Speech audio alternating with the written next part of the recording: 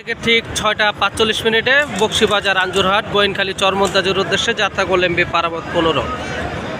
আপনারা সকলে ভিডিওটি দেখুন, ভালো লাগলে লাইক দিয়ে কমেন্ট করুন, আর এই চ্যানেলে নতুন হয়ে থাকলে অবশ্যই চ্যানেলটি সাবস্ক্রাইব করে পাশে থাকা বেল বাটন বাজিয়ে দিন। ধন্যবাদ সবাইকে, আসসালামু আলাইকুম।